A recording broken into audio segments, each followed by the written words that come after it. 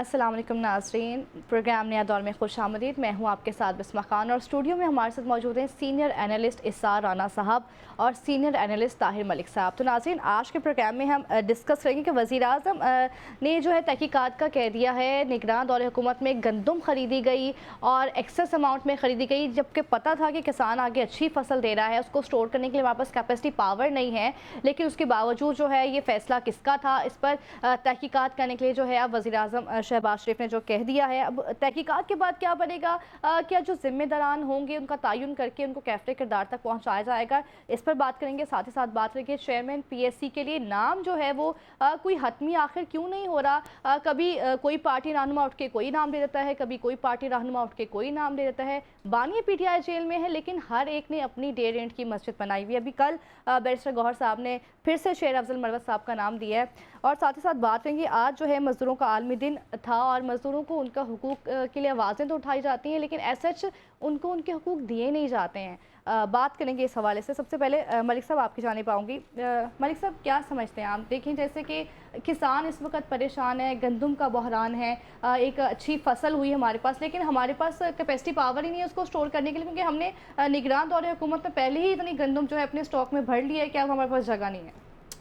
आपके सवाल में जवाब चला गया कि जब आपने जो आपकी मैं ओपनिंग सुन रहा था कि इसका ज़िम्मेदार कौन है, तो ज़िम्मेदार तो भाई इसकी निगरान हुकूमत है। उस दौर में ये फ़ैसला हुआ है। थोड़ी सी इसकी मैं आपसे बैकग्राउंड शेयर कर दूँ।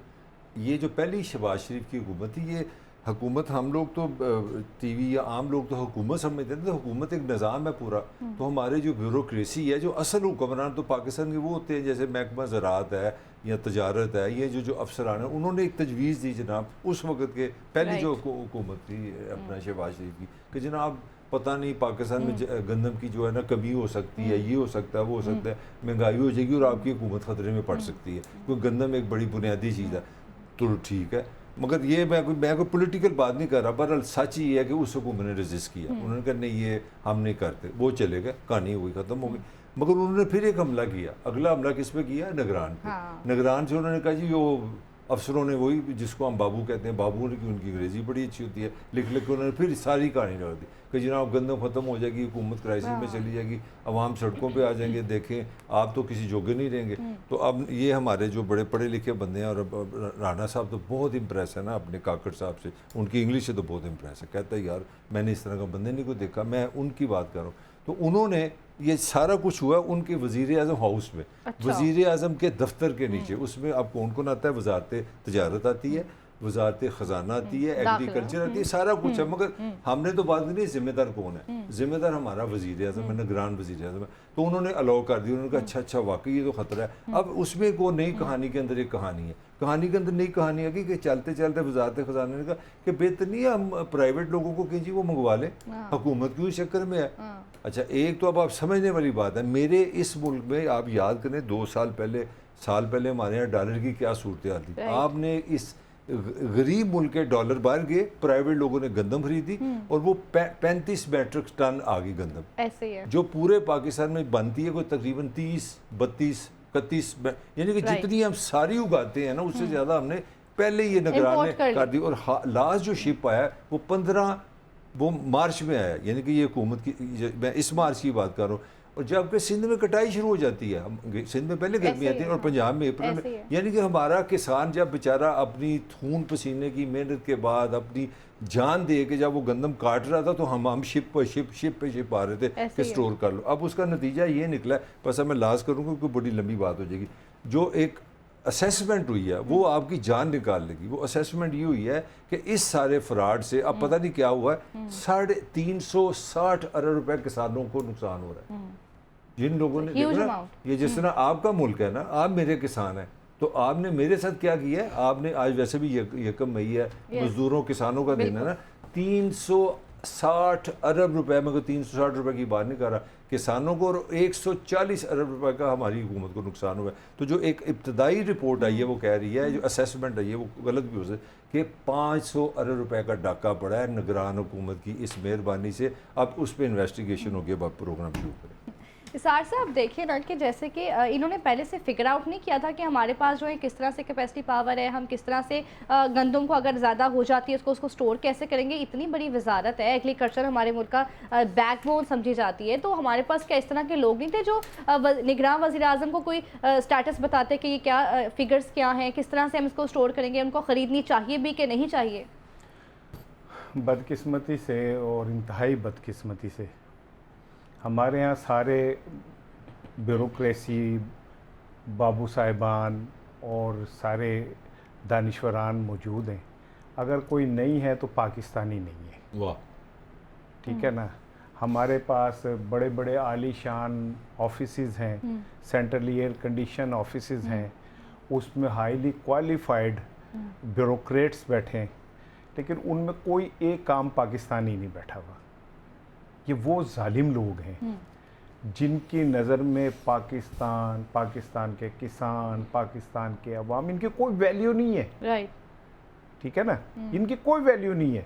इनकी नज़र में दौलत, तमा, हिरस, जायदाद, ये सब कुछ है।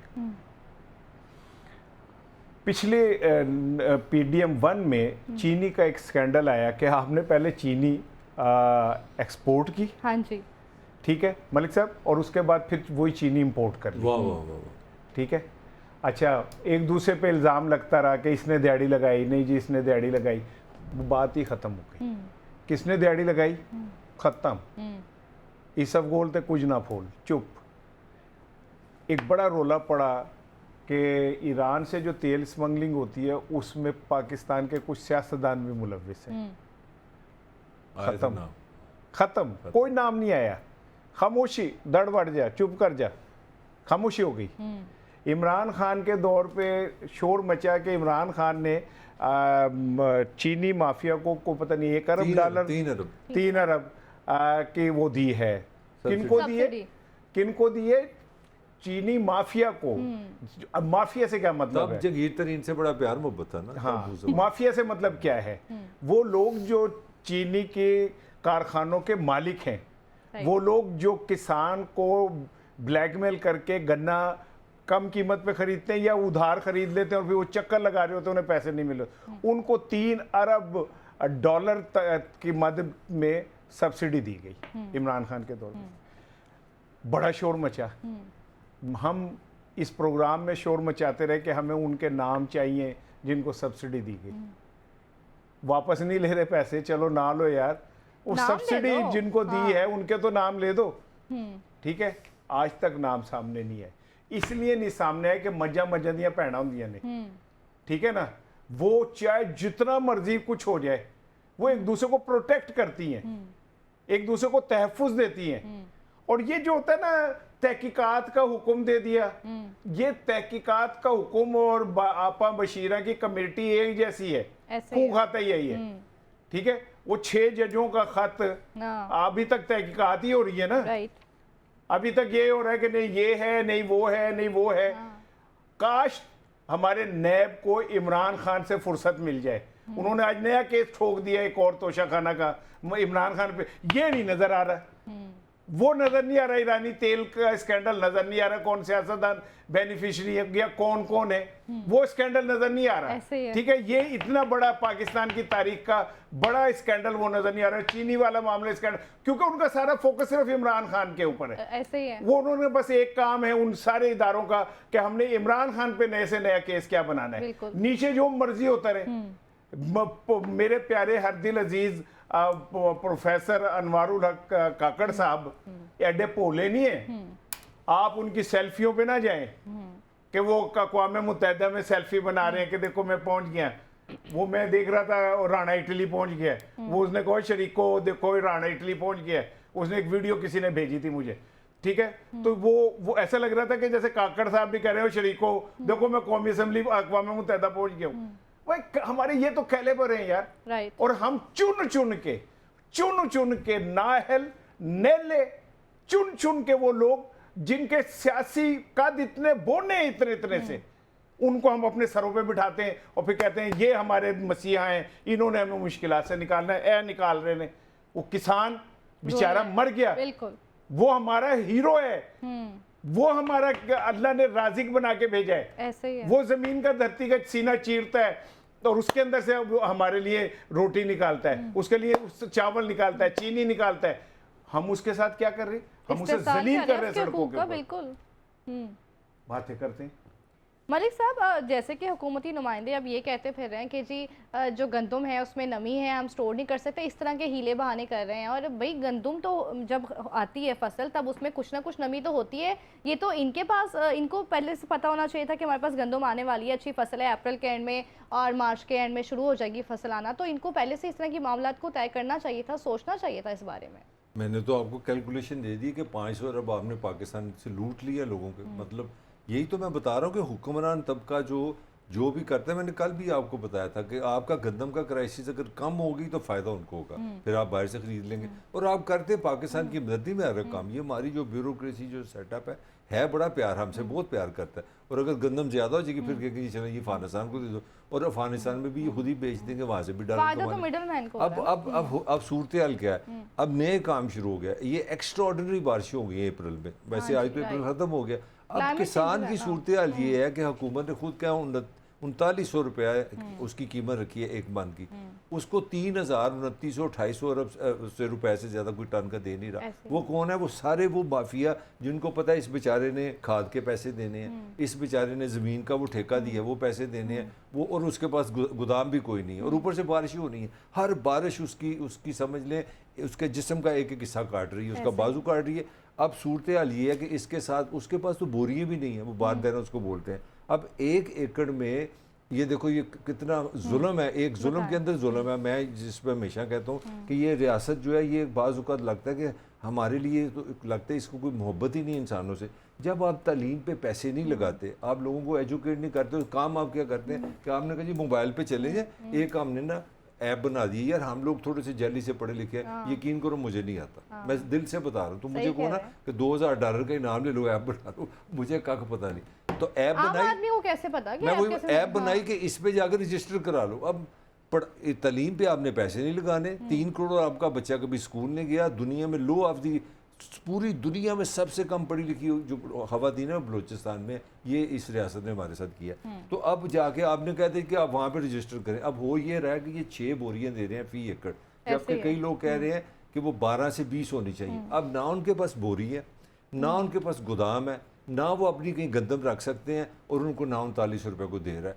अब मुझे बताएं वो बेचारे पागलखाने जाएं, वो खुदकशी कर लें, अपने आप को जला लें। बल्कि आज तो सारी सोशल मीडिया पर जो तस्वीर वायरल हुई है बड़ी तकलीफ दे, वो ये थी कि ये है आपका यकम मई।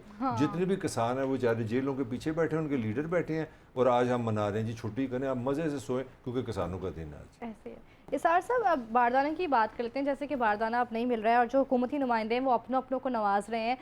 जैसे कि मुस्लिम लीग नून के जो काफ़ी लोग हैं उनको 500 रुपये के हिसाब से, 500 रुपये मन के हिसाब से जो है वो बोरी दी जा रही है। तो आप मुझे बताइएगा कि जैसे कि वहाँ पर अब इन क्राइसिस का बेनिफिशरी कौन होगा? एक तो मिडल मैन इससे नवाजा जा रहा है, साथ ही साथ जो हुकूमती नुमाइंदों के बिलखुसूस जो उनके साथ रहने वाले लोग हैं वो नवाजे जा रहे हैं। लेकिन असल में जो किसान है उसका तो इस्तेसाल हो रहा है, उसको तो बारदाना भी नहीं मिल रहा। अच्छा देखिए, बात खाली बारदाना की नहीं है मलिक साहब, ये आगाज़ से शुरू करें। जब आप यूरिया और खाद जो है वो उधर से आगाज़ करें।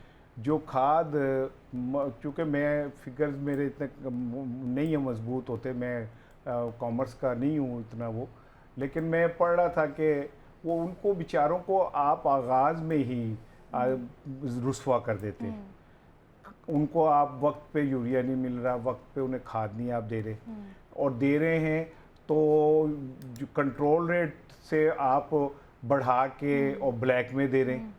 ठीक है, मैं बार बार जो एक चीज़ कह रहा हूँ ना बिस्मा साहिबा, वो ये है कि क्या पाकिस्तान के ऊपर पाकिस्तान से मोहब्बत करने वाले लोग कब आएंगे? ठीक है, पूरी दुनिया आप देख लें, पूरी दुनिया के अंदर कहीं पे भी कोई मुल्क करप्शन फ्री नहीं है। ऐसे ही है। ठीक है, करप्शन की रेशोज हैं, शर्म की कोई रेशो है। ठीक है, हमारे यहाँ शर्म की भी कोई रेशो नहीं है। बिल्कुल सही कह रहे हैं। हम वो लोग हैं जो इस बात पे गला काट देते हैं मजहब के नाम पे कि जी इसने शायद ऐसे कह दिया। लेकिन हम अमल नहीं कर पाते। हम प्रैक्टिकली खुद कभी का अमल नहीं करेंगे। ठीक है, हमारा मजहब बार बार एक ही चीज सिखा रहा है, और ये दोजख है। ये दोजख की आग इकट्ठी कर रहे हो तुम, तुम्हारे बच्चों के दोजख की आग इकट्ठी कर रहे हो तुम। ठीक है, लेकिन इतनी इतनी जबानें निकली हुई है पैसे कमाने के लिए। और मैं अगेन, मुझे ना जुल्फकार अली भुट्टो मेरा पहला इश्क था। ठीक है, वो पहला आदमी था जिसने किसान की अजमत का एहसास दिलाया। किसान किसान किसान भुट्टो साहब ने करके किसानों को एक नाम दिया। आप क्या कर रहे हैं? किसानों के साथ जलील कर रहे हैं उन्हें, उनको जेलों में भर रहे। क्या कसूर है उनका? ये कसूर है कि वो धूप में, सैलाब में, बुखार, नजला, बच्चे मर रहे हैं, वो अपने ड्यूटी पूरी दे रहे हैं, वो खेतों के अंदर जाके अपना काम पूरा कर रहे हैं। ये कसूर है उनका? ये कसूर है कि जिस मुल्क को तुम अपने पंजों से नोच रहे हो, दरिंदों की तरह तुम खा रहे हो इसको, इसके वसाइल को, वो इस धरती के अंदर तुम्हें खाने को दे रहे हैं, और तुम उन्हें इस तरह रुस्वा करते हो। और तुम फिर उसके बाद कहते हो कि ऊपर से आसमान पे मेहरबानी करेगा, और नहीं करेगा। अल्लाह बार बार यही तो कह रहे हैं कि तुम नीचे वालों पे मेहरबानी नहीं करोगे तो मैं भी नहीं करूंगा तुम पे मेहरबानी, और नहीं हो रही। बेवक्त बारिशें, जाबिर हुक्मरान, ठीक है, बुखील किस्म के हमारे ऊपर बैठे हुए सरमायादार। यही तो निशानियां बताई थी नबी पाक सल्लल्लाहु अलैहि वसल्लम ने कि अल्लाह की नाराजगी कैसे पता चलती है। आपने फरमाया था बेवक्त बारिशें होंगी, बेवकूफ हुक्मरान होंगे, बुखील सरमायादार होंगे। तो क्या ये है नहीं? अल्लाह हमसे नाराज है, हमें परवाह ही नहीं है, हम समझ रहे हमने मरना ही नहीं है, राइट, हमें मौत ही नहीं आनी, हमने ये दौलत अपने साथ ले जानी है। वो हमारे हीरो हैं, हमारे सर का ताज है। बजाय ये मलिक साहब कि आज जो योम मई पे उनके एजाज में कोई तकरीब होती, यार उनको कहते आपने बम्पर क्रॉप दे दी, यार आपने मुश्किल नामसाद हालात में इतना अच्छा पाकिस्तान को तोहफा दिया। किसानों के सर पे पग बांधी जाती, उनके को बड़े बड़े मंजों के ऊपर उनको लस्सी पिलाई जाती, कोई भंगड़े डलते। आप उनको आज योम मई पे जो बंद कर रहे हो, बांधा ही यार, जेलों में बांधा। Very unfortunate. मलिक साहब, पुलिस वाले जो हैं, पंजाब पुलिस बिलखुसूस उन्हें कहा गया है कि ये जो किसान है ना, ये सड़कों पर ना आए, हमें देखे ना सड़कों पर, नहीं तो तुम्हारी खैर नहीं है। मैंने तो देखे ना, असल क्राइम तो करने वाले चले भी गए। अल्लाह का शुक्र है सोया इलेक्शन को उन्होंने सारा कुछ कराया। मतलब मुझे तो अभी तक ये कॉमेडी समझ नहीं आई कि आपने जो निगरान आए क्या करने थे, मेरी समझ से बाहर है। मेरा वैसे तो दुनिया के किसी आइन में इस तरह की कोई चीज़ नहीं कि हम निगरान हुकूमत का एक इतना बड़ा खर्चा लेके आए, इतनी बड़ी वजारतें लाएँ, गाड़ियाँ, ये वो। दुनिया भर में ऐसे होता है कि हुकूमत होती है। चलें आप इंडिया की मैं आपको मिसाल देता हूँ, ये समझना भी बड़ा ज़रूरी है। क्योंकि इंडिया में अगर आप देखें, इंडिया में जब हुकूमत जब इलेक्शन हो रहे होते हैं तो टेक्निकली इलेक्शन कमीशन बादशाह सलामत होता है, वजीर आज़म मक्खी नहीं मार सकता, जो करेगा उसको अप्रूवल लेनी पड़ेगी। तो वहाँ कोई निगरान नहीं। अब निगरान से आप अंदाज़ा लगाएं, अरबों रुपए का आपने बोझ डाला इस गरीब लोगों की मतलब टैक्स पे। फिर आप आए थे इलेक्शन करने, और इलेक्शन का भी अभी तक वो रफड़ भी नहीं किया। तो उसमें नई चीज़ें अब आएंगी। अब जो मैं आपको बात कर रहा था, इसमें बेनिफिशरी कौन है मैंने बता दिया। आपकी वजारत तजारत भी थी, ख़जाना भी थी, ब्यूरोक्रेसी थी, पूरा ऑफिस था, CM, वो सब। अब 500 अरब अगर ये सच है तो अंदाज़ा लगाएं कितनी रहमतें उन पर होगी, कितने लोगों की गुर्बत हमने खत्म की। 500 अरब रुपए। ये तो राना भी फजूल सी बातें करते ना, किसी को इसको अच्छा नहीं लगता, किसी की ज़िंदगी अच्छी हो जाए, किसी के पास पैसे हो जाए। मगर एक दो मैं और बंदे बताता हूँ जिनको अल्लाह ताला की आगे बड़ी रहमत है। वो हमारे पटवारी बेचारे बड़े गरीब होते हैं पाकिस्तान में। एक SHO, मैंने पाकिस्तानी रियासत को हमेशा देखा है, दो बंदों से बहुत प्यार करती है, एक पटवारी साहब और एक SHO साहब। किसी ने गुड्डी उड़ा दी, लॉटरी किसकी निकलेगी? SHO की। जो सबको पकड़ लो, दिहाड़ी लगो। खुदा ना खास्ता किसी ने, मतलब मैं चाह नहीं रहा उस पर जाना, किसी ने कोई कत्ल हो गया किसी फीलिंग की वजह से, मोटरसाइकिल पे पाबंदी लग गई ना, पाबंदी एक से ज़्यादा बंदा नहीं बैठ, जो दो बंदे बैठेंगे फ़ायदा किसको होगा? SHO को। अच्छा, मेरी बेटी की शादी है तो फैसला SHO ने करना कि एक डिश बननी है कि 2 डिश बननी, वो आगे चेक करेगा, ये तुमने सालन ही फाड़ लो, चलो 2 लाख। हर काम अब पटवारी साहब के हाथ में आ गया बारदाना। ज़िला इंतज़ामिया की लॉटरी निकली हुई है।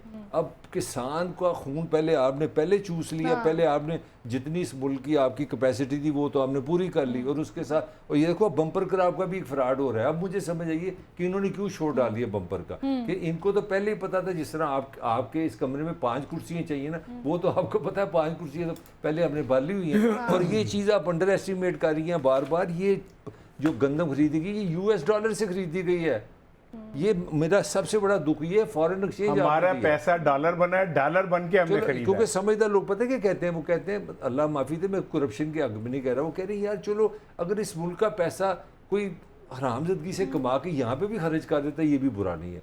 अब यहाँ से आप डाके डालें और दुबई में जाके आप डांसेज देखें, वहाँ जाके आप नाइट क्लब में जाके टाइम गुजारें, वहाँ प्रॉपर्टी खरीद लें, आपने दो गुना किए हैं। एक तो आपने गुना की और आप यहाँ से डॉलर ले गए। अच्छा, वो आप पटवारियों की बता रहे थे। अब पटवारियों के हाथ में आ गया सारा वो बात। यानी आप ये कह रहे हैं कि इस टाइम हुकूमत जो है वो पटवारियों की अच्छा, है। पटवारियों के पीछे आ गया MNA MP है। अगर तो आप नून की हैं तो वही पाकिस्तानी फार्मूला 10-15% आपने MNA MP को खुश कर लेना, बाकी छुरी निकाल के ना किसान को आप ज़िबा करेंगे। तो मतलब किसान ही रह जाएगा ना।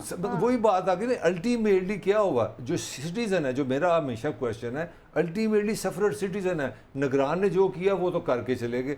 अब ये तफ्तीश होगी, ये भी होगी, मान लिया अब वो 160 रुपये वाली कहानी हो राना आपको सुनाएगा कि ये 16 रुपये की रोटी, अब किस तरह ये उससे ज़रा पूछे कि 16 रुपये की रोटी का क्या, अब उसमें फिल्म में क्या फिल्म है, ज़रा ये भी पूछे इससे बताएं सर। अच्छा, वो हमारे आजम चौधरी साहब जो है ना, वो एक पक्के किसान है, तो वो हमें कोई ना कोई चीज़ समझाते रहते नहीं, हमारी क्लास लेते हैं, अल्लाह तलीम करते हैं। तो आजम चौधरी साहब ने आज हमें समझा रहे थे कि भाई 1 किलो के अंदर जो कितने ग्राम की रोटी जो है वो 100 ग्राम की अगर रखें तो 170 रुपए का एक किलो आटा है। 1 किलो आटा है, 10 रोटियां बनती 10 रोटियां बनती है, तो 170 रुपए तो ये वैसे ही पड़ गए उस आदमी को। ठीक है ना, यानी 17 रुपए अगर हम उसे करें। अब इसमें गैस डालें, ठीक है, इसमें उस बिजली डालें, इसमें वो छोटे को डालें जिसने आटा गूंदना है, जिसने पेड़े लगाने, इसमें उस बंदे को डालें जिसने वो पेड़े बेल के फिर रोटी लगानी है। तो ये तो उस बेचारे को रोटी जो है वो खुद पल्ले से 21 रुपए की पड़ रही है। ऐसे ही है। अच्छा, आपने क्या किया कि आपने अपने टिशन के लिए वो जैसे अब मलका, कौन सी मलका थी जब उसके पास लोग गरीब पहुंचे थे तो उन्होंने फ्रांस की मलका से कहा कि हमें खाने को रोटी नहीं मिल रही, तो उसने कहा नो प्रॉब्लम, डबल रोटी खा लो।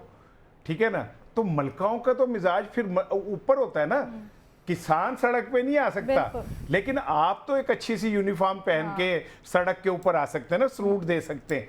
तो आप मलका है, आप बादशाह सलामत हैं, आप शाही खानदान हैं, ठीक है, आपकी रया भूखी मरे, आपकी रया को रोटी मिले ना मिले ये आपका मसला नहीं है। ठीक है, आप रोटी को उठा के कहें, हम किसी दौर में पंजाबी में हम कहते थे बड़ा भोला रोटी नु चोची कहता है। ठीक है, मैंने प्रैक्टिकली देखा कि बादशाह सलामत ने रोटी उठा के कहा ये नान है। उन्हें यही नहीं पता था कि रोटी कौन सी होती है और नान कौन सी होती है। ठीक है, वो हमारा खाजा खाते ही नहीं, ऐसे ही है। तो मैं ये जो मुझे रोटी की बता रहा था, तो बात ये है कि अगर आपने इस तरह करके चीज़ों को करना है तो कहाँ कर लेंगे यार, आप नहीं कर सकते। You have to be practical, आपको अमली तौर पे इकदाम करने होंगे, और वो ये इनके बस का रोग नहीं है। दे आर इररेलेवेंट पीपल, ये इररेलेवेंट है इस सारी गेम में। सो एक मिनट सुन ले मेरी बात, सॉरी आपको मैं अच्छा नहीं लगता आप बोल रही हो तो मैं बोल पड़ूँ ना, मुझे अल्लाह माफ करे, मैं आपसे एक्सक्यूज करता हूँ तो अच्छा हाँ बस मैं ले लीजिएगा। बात यह है कि आप पाकिस्तान के अंदर जो लोग वाकई मैटर करते हैं ना, ये तो उन्हें सोचना चाहिए कि हम ये कर क्या रहे हैं, ये हो क्या रहा है, ये लोग डिलीवर करने के जोगे हैं भी या नहीं है। और डिलीवर करने वाले लोग ही ले आओ यार, चाहे जैसे भी हो।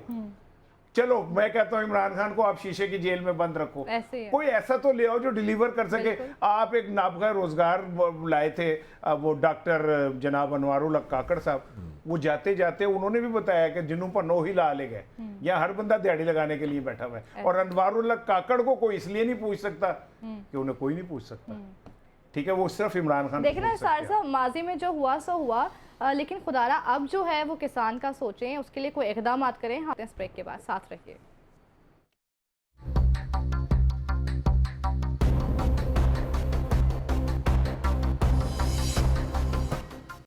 वेलकम बैक नाज़रीन। तो अब बात कर लेते हैं कि चेयरमैन PSC के लिए कोई नाम जो है वो आखिर हतमी क्यों नहीं होता।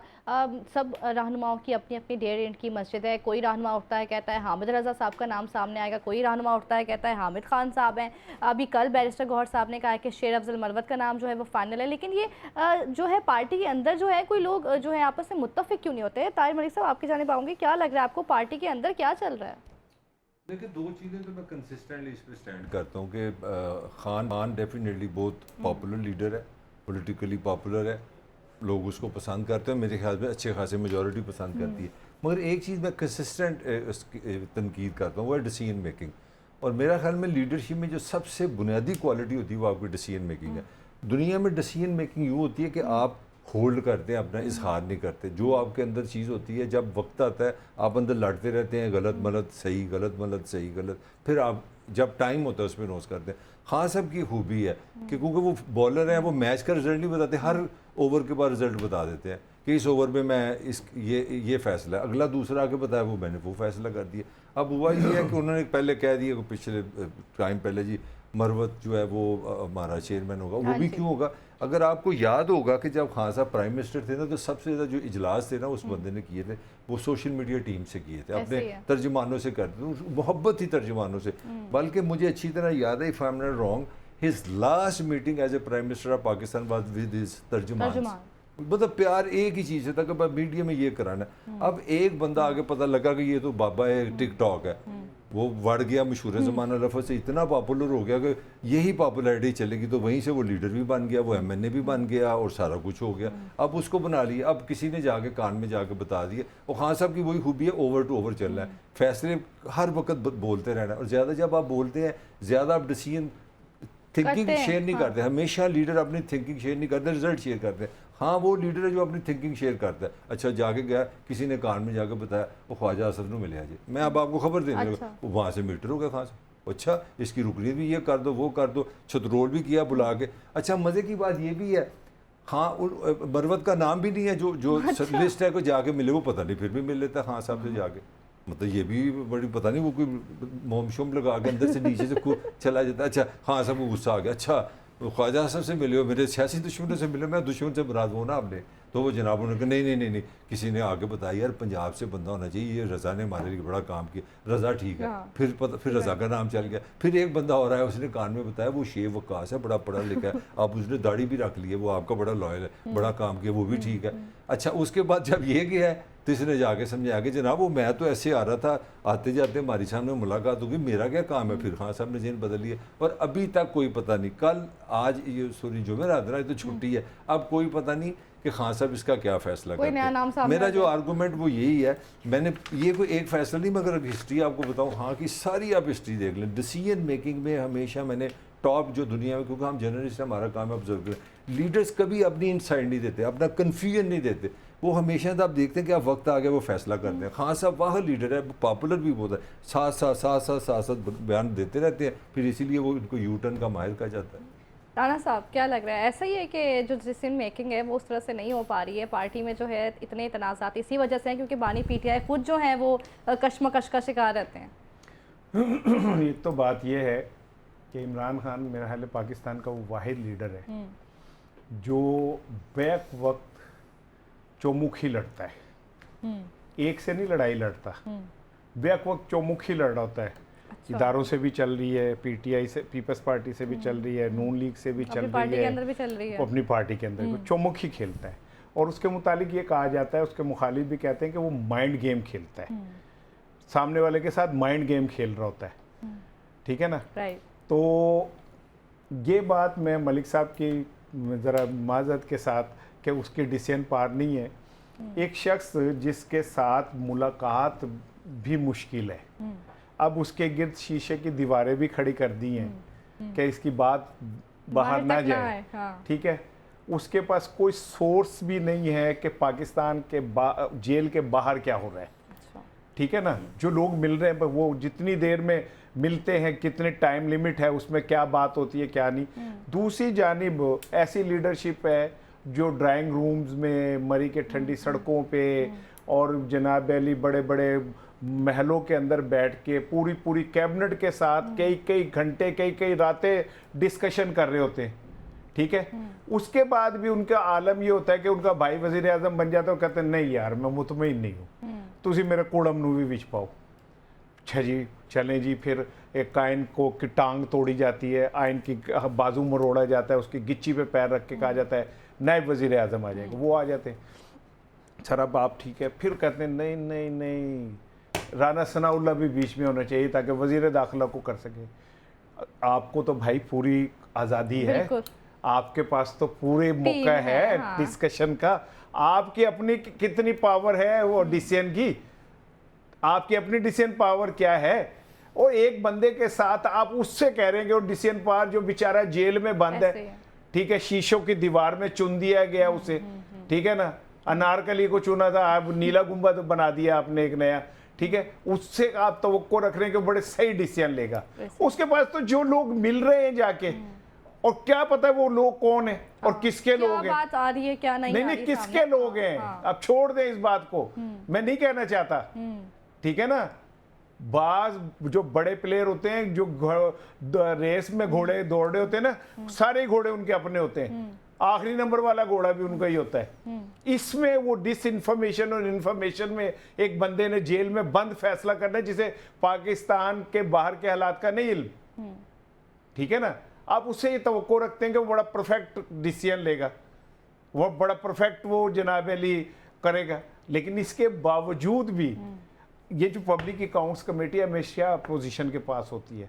हुकूमत ना की पूरी कोशिश है कि ये पीएससी में वो जो 15 लोगों के वोट होते हैं उसमें 4 पीटीआई के हैं, बाकी कुछ ऐसे को कर करा के हमारा बंदा आ जाए, क्योंकि ये वो कमेटी होती है जो ऐब निकालती है, जो आपके सारे चीज़ों पे। अगर आज पब्लिक अकाउंट कमेटी पे होती और वो गंदम के ऊपर नोटिस लेके तलब कर लेती अनवारुल हक को, तो बात कुछ और हो जाती। तुसी फिर ਉਹਦੇ तहकीकात का कुछ लिहाफ डाल के उसे कैमोफ्लाज ना करते। प्रोफेसर का है ना डॉक्टर का है, साली अनवारुल हक है। अस्तगफुरुल्लाह, मैं आपसे माजरत चाहता होनी हूँ चाहिए। जनाब प्रोफेसर अनवारुल हक काकड़ साहब जो हैं, उन्होंने देखे सेल्फी के अंदर नई नई वो दिए हैं असनाफ ना। सो मैं ये समझता हूँ कि वो चाहे काकड़ हो, चाहे वो अपने सुन्नी तहात कौंसल वाले हों, कोई भी हो, हक अपोजिशन का है। ऐसे रोले गोले में आप ये हक उनसे ना छीने, उनका फैसला है, जिसे मर्जी बिठा दे, अपोजिशन से कोई बंदा लेना। लेकिन काकड़ साहब की एक बात बड़ी इंपॉर्टेंट है, वो दबंग आदमी है, वो काउबॉय टाइप है, हर वक्त ऐसा लगता है कि पिस्टल उसने लगाया रखी हुई है, और वो जो की कहते हैं काउंटिंग 10 काउंटिंग होती थी, फिर ठा करके गोली एक दूसरे जो बच जाए वो हैं। वो आप नहीं या गाक नहीं, बाज़-औक़ात वो इस पोजीशन में होते हैं कि जब उन्हें कोई नहीं मिल रहा होता तो खुद ही कहते हैं कि मैं अपने आप से ही लड़ाई करूंगा। तो वो एक दबंग सा करैक्टर है, सुल्तान राई हैं पश्तो वर्शन के। सो वो अगर पीएससी के बनते हैं तो डेफिनेटली उन्होंने तो पाना रोला, उन्होंने तो चुक देना कम, ठीक है ना। और वो तो टॉक शोज जिसमें हमें अगर छींक भी आ जाए, हमारी कोशिश होती है कि ब्रेक में आ जाए किसी तरह, ठीक है। कई एंकर्स ऐसे हैं वो कहते हैं मौत भी है तो ब्रेक ही चाहे लाइव ना आ जाए, वो लाइव में लड़ाई करने शुरू कर देते हैं कुसोनमुखी। तो वो एक ऐसा आदमी है जो जिससे ना सामने वाले थोड़ा सा वो होते हैं कि यार ये इसको फेस करना ज़रा मुश्किल सा काम है। तो मेरी तो ख्वाहिश है कि वो पीएससी का चेयरमैन हो, ताकि ज़रा खुल के जब बात तो हो ना, ये जो छोटे मोटे फ्रॉड और ये छोटे मोटे सारे कुछ हैं ये फिर दबे नहीं रहेंगे, ये अगर वो आता है मरवत। मलिक साहब, क्या लगता है आपको कि शेर अफजल मरवत का नाम जो इस तरह से मुत्तफिक तौर पर नहीं सामने आता, उसकी एक वजह ये भी कहीं हुकूमत भी चाहती है, हुकूमती नुमाइंदे भी चाहते हैं कि ये बंदा सामने ना आए? नहीं, मेरा तो ख्याल है, मैं तो बड़ा कन्विंस हूँ कि खान के जेन में वो जो मीडिया वैल्यू है, मैंने आपको एविडेंस दिया। आप कोई किसी न्यूट्रल बंदे से कहेंगे 3.5 साल में देखें सबसे ज़्यादा किस चीज़ पे फोकस रहा है प्राइम मिनिस्टर ऑफ पाकिस्तान का। मतलब मैं तो उस ज़माने में शो ही करता रहा, तो मुझे याद है हर रोज़ खबर पढ़नी, तर्जुमानों का इजलास, 2 तर्जुमान थे, एक सोशल मीडिया, एक फलाना मीडिया, तर्जुमान, फिर तर्जुमानों के आगे तर्जुमान। बल्कि केपीके में तो बाकायदा सोशल मीडिया के बहुत बड़े लोग हायर किए गए हैं, बड़ा एक पूरा बजट लगाया गया सरकार की तरफ से, मैं बात कर रहा हूँ। तो मुझे लगता है कि वो उनके पीछे जो चीज़ उनको लग रही है ना, हालांकि वकील का ये काम नहीं बेसिकली प्रोफेशनली जे वकील, बल्कि वो जज भी रहे हैं, कोई इस्तीफा दिया है उन्होंने, मरवत साहब ने इस्तीफा दिया है, ऑडिट का काम और चीफ जस्टिस से लड़ के इस्तीफा दिया। ये बेसिकली ऑडिट है किसी, ये जो आप बात कर रहे हैं ना, ये जो कमेटी ये ऑडिट करती है। अब दूसरी तरफ चले जाते हैं, राना साहब फरमा रहे थे ना कि वो फैसला वो बिल्कुल ठीक है। मुझे याद आ गया, हाँ अपनी तौर पर तो खुद फरमा रहे थे जब नए वज़ीर-ए-आज़म बने, तो कहते यार मैं टीवी देख रहा था तो मैंने अपनी बीवी से कहा, हतून अव्वल की बात कर रहा हूँ, कि मैंने कहा यार देखो डॉलर कितना महंगा हो गया। तो कहती है, तो कहते हैं यार देखो ये गरीब आदमी के लिए तो कितनी महंगाई हो जाएगी। कहती खान साहब आप प्राइम मिनिस्टर हैं पाकिस्तान की। कहते अच्छा, मैं पता करता हूँ किस तरह महंगा हुआ है। तो अब दूसरी तरफ आ जाते हैं, ये जो अपना पॉइंट है, अब जो नया खान साहब ने नया हुक्म जारी किया, अब कुछ लोग पार्टी के वापस आना चाह रहे हैं, फिर क्वेश्चन फिर लीडरशिप पे आ रहा है। ये आपकी मकबूलियत है कि लोग आपके पास आना चाह रहे हैं। हाँ ने पता क्या फैसला किया, जो लेटेस्ट इन्फॉर्मेशन है वो कहता है यार जब मैं रिहा होऊंगा ना तो फिर मैं फैसला करूँगा, ना नॉर्मल तेल होगा, ना राधा नाचेगी। अब मैंने पार्टी में जाना है, उसमें फवाद चौधरी का नाम आ रहा है, शीरी मज़ारी का नाम आ रहा है, उसमें कोई हज़ार, मैं ये पॉजिटिव बात कर रहा हूँ। ही सो पॉपुलर कि सबको समझ आ गई कि पीटीए से लग गए तो हम मर जाएंगे। उसमें डर भी है, ये जो सियालकोट वाले बड़े मशहूर है ज़माना, जिनकी वालदा लड़ी है। मगर खान ने बजाय ये फैसला करने के, फिर वही बात होगी, फैसला नहीं किया, क्योंकि जब वो उनको ग्रीन लाइट देने लगा तो उसको लगा कि पार्टी के लोगों का मकबूल पॉइंट था। उन्होंने कहा यार अगर हम खड़े नहीं हैं तो इसकी हमें सजा है कि जो नहीं खड़े नहीं रहे वो चले जाए। तो खान ने कहा ठीक है, बड़ा अच्छा फैसला करा, जब मैं रिहा होऊंगा तो फिर ये मैं फैसला करूँगा। अब मैं अल्लाह करे वो कल ही रिहा हो जाए। कल अभी राणा ने आपको खबर दे दी है, और जिनका मुल्क है उन्होंने तो मेरे कान में भी बता दिया कि साढ़े होने थे बाहर नहीं डेरा। अब मुझे बताओ कि इसकी पार्टी का क्या बनेगा। अब मैं इतना तो नहीं ना हो सकता कि मैं सियासत में रहना चाह रहा हूँ तो मैं अब इंतज़ार करूँ हाँ आता है कि नहीं आता। यार चलो गलत बनता है, कोई माफ़ी दे दो, कोई सिस्टम निकाल दो, कोई मैं पॉलिटिकल बात कर रहा हूँ। मैं अगर होता ना लीडर तो मैं ज़रूर कोई ना कोई मसले का निकालता। हाँ ने कहा पहले मैंने कटाओ, मुझे पहले रिहा कराओ, साथ आपका पॉइंट लेंगे नहीं वो मलिक साहब का तो अपना देखने का एंगल है ना। और माशाल्लाह देखें इसकी नन्ही नन्ही ख्वाहिश है कि अगर मैं लीडर होता, भाई तुम लीडर क्यों होते, तुम तो 2 दिन तनख्वाह लेट हो जाए तो हाँ बन जाए, तो वो तो बंदा पिछले 2 साल 1 साल से जेल में है और जो नहीं उसके साथ होना चाहिए वो हो रहा है और उसके बावजूद वो खड़ा हुआ है अपनी जगह पे।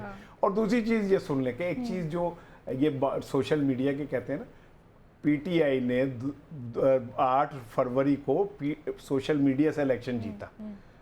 उन्होंने जितनी अवेयरनेस सोशल मीडिया पे दी, आप जलसा करते थे, आपके बंदे नहीं होते थे, वो सोशल मीडिया पे जलसा करते थे, वहाँ पे लाखों लोग जुड़ जाते थे।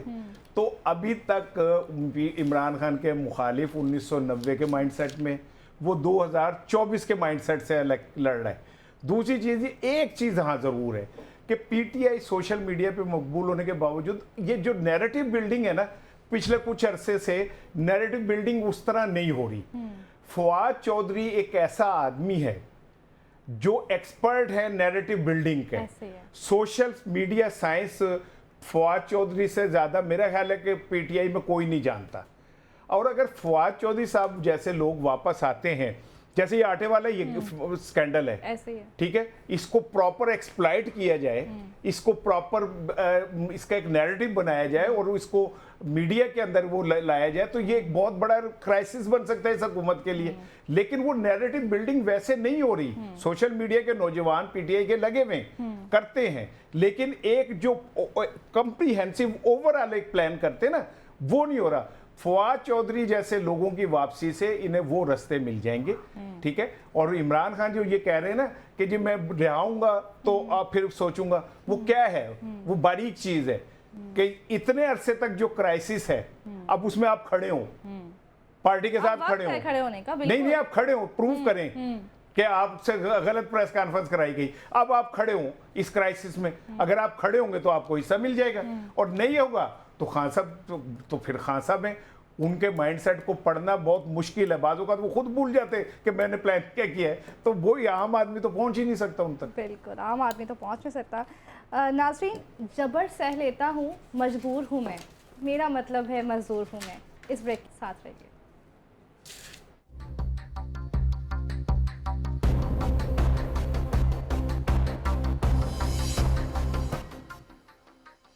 वेलकम बैक नाज़रीन। दुनिया भर की तरह आज पाकिस्तान में भी यौम मज़दूर मनाया गया। तो लेबर डे के हवाले से क्या तमाम तर हुकूक जो हैं, बातें तो बड़ी बड़ी की जाती हैं, हुकूक के लिए आवाज़ें भी उठाई जाती हैं मज़दूरों के लिए, लेकिन क्या उनको उनके हुकूक वाकई मिलते हैं? हुकूक का तो ऐसे जो है वो इस्तेसाल ही हो रहा है पाकिस्तान में। मलिक साहब आपकी जानिब आऊँगी। अब आप देखें ना, मज़दूर की कम से कम उजरत तकरीबन 32,000 रुपये है। अव्वल तो सवाल ये है कि क्या उनको 32,000 मिलती है या नहीं मिलती, और अगर मिलती है तो आप देखेंगे 1100 रुपये पर डे के हिसाब से बनता है। अब आप इसमें मुझे ग्रॉसरी, बिजली का बिल, गैस का बिल, पानी का बिल, ये सारा बजट बना के दिखाएं। आसान है बजट बना, बिजली चोरी करे और बताएं, पूछा के बोल लें क्या करे, पेट्रोल है, गैस हम कार्ड ले वहाँ से ले लें, पानी तो अपना कोई हमको करबला में रहते हैं। और ग्रोसरी? ग्रोसरी भी कि रात को किसी स्टोर के पीछे से पॉसिबल मलिक साहब? किस तरह, मैं तो वही बता मजदूर है कि वजीर आजम है? नहीं वो कह रही है ना कि 3200 में किस तरह रह सकता है। मजदूर है या 32,000 पहले तो कॉमेडी ये है कि 32,000 मिलता ही नहीं है। देखो मजदूर का इस्तेसाल ये नहीं होता कि आप उसकी तरह देखें। देखिए ये जो बार बार अब ये दानश्वरी दिखानी पड़ती है, रियासत का काम हाल ये नहीं होता कि वो कोई जी हमने ये कानून बना दिया 32,000। रियासत का काम है कि अपने बंदे को अहल भी बनाए, उसमें वो इल्म हो, वो शऊर हो, कि उसको पता लगे मेरे को हुकूक है। मैं कोई बसला फीसा गोरसी बता सकता, मैं आपको गारंटी दे सकता हूँ पाकिस्तान में जो मेहनत का तबका है उसमें अगर 60% आपको ये बता दे कि मुझे लिखना पढ़ना आता है, मुझे पता है मेरी 32,000 तरह है। और सबसे बड़ा सवाल, अगर वो ये बता दे कि तुम्हें 32,000 तुम्हें कोई नहीं देता तुम्हारा आज है, तो इसका करना क्या है? No idea. तो जहालत भी जिम्मेदारी रियासत की है, तालीम देना भी सबसे बड़ा जो इस्तेसाल है। हमने सारा जोर डाल दिया उजरत पे। मैं समझता हूँ ह्यूमन डेवलपमेंट का ना होना, इंसानों को उनकी सलाहियतों के लिए तालीम ना देना, उनकी अच्छी सेहत ना बनाना ही असल जुर्म है। और जो सबसे बड़ी कॉमेडी जो होती है हमारे यहाँ में, कुछ लतीफ़े आपसे सुना दूँ क्योंकि हमारा प्रोग्राम तो बड़ा संजीदा है, मगर फिर भी मैंने कहा चलो यकम मई के वाले से कोई लतीफ़े मेरे ज़हन में। अभी मैं अपने वज़ीर आज़म का बयान पढ़ रहा था, उन्होंने फरमाया कि मज़दूरों के वाले से ना तनख्वाह में इजाफे की कोशिश करेंगे, ये कोशिश करेंगे। तो मुझे और भी लतीफ़े कुछ याद आ गए, क्योंकि हम लोग इस प्रोफेशन में कुछ एक लतीफ़ा मुझे सुनने में आता है, हर सूरत मेरिट कायम रखा जाएगा। ये हर वज़ीर आज़म ने कहा। करप्शन ख़त्म करेंगे, लूटी हुई दौलत वापस लाएंगे, तहकीकाती कमेटी बनाएंगे, वो बना दी जाएगी, वो एक आज बन भी गई है। फिर मसाइल जो है ना उस पर कहते हैं गरीबों पे सियासत नहीं करेंगे, गुरबत पे और मज़दूरों पे सियासत नहीं करेंगे। और सबसे बड़ी जो बात होती है जिस पे मेरे आंसू आने शुरू हो जाते हैं, इंसाफ गरीबों की दलीज पे लेके जाएंगे।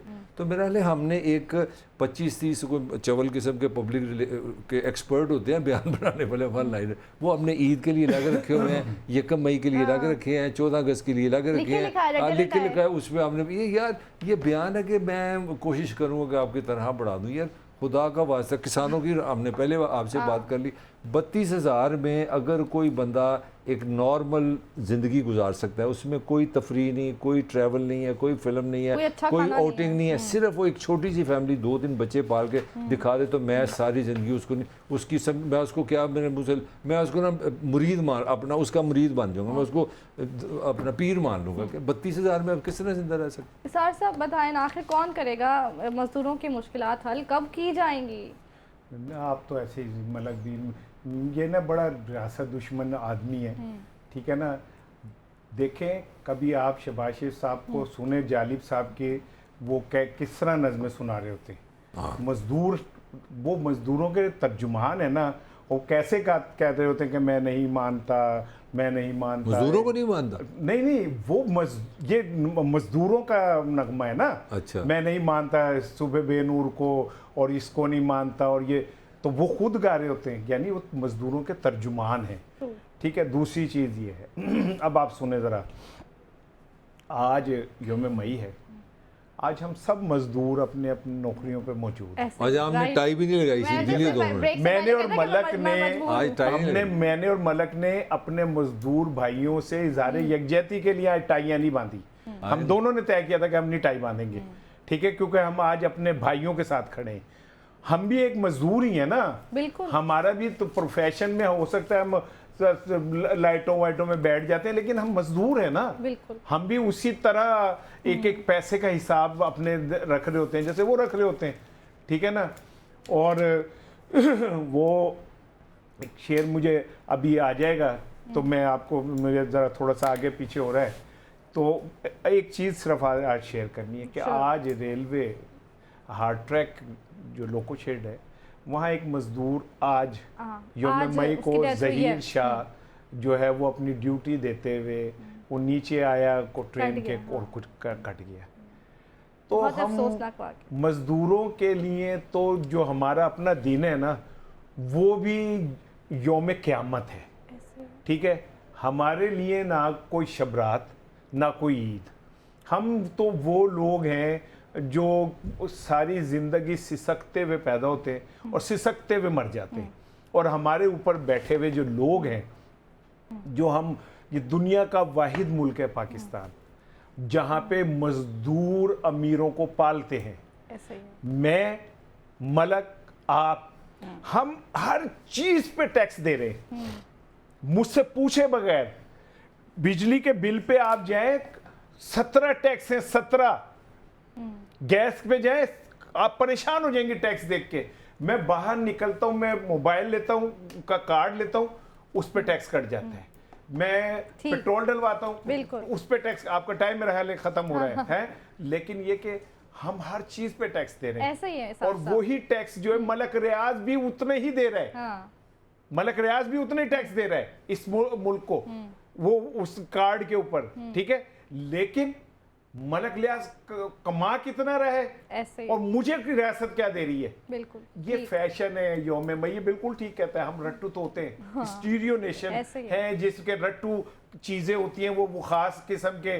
कोई गड़बड़ हो जाए, आप डबल सवारी पे पाबंदी लगा दें, ठीक है। गड़बड़ हो जाए, अब अमेरिका में बम फटे, आप यहाँ नाके लगा दें, बस हमारे पास ये चीज ऐसे ही, ऐसे बिल्कुल तो ऐसे होगा ऐसे हाँ ऐसे हाँ, ऐसे ही। SHO और ये पटवारियों का फायदा है। बिल्कुल बस। ऐसे ही, पटवारी साहब। वो जो प्रैक्टिकल पटवारी है, इसका मतलब कोई गलत ना ले। बिल्कुल ऐसी बात है इसार साहब। कौन है जो मजदूर के दुख का मुदावा करेगा? मजदूर काम करता है तो हमारा मुआशरा चल रहा है। नाज़रीन, इस वक्त अल्लाह हाफ़िज़।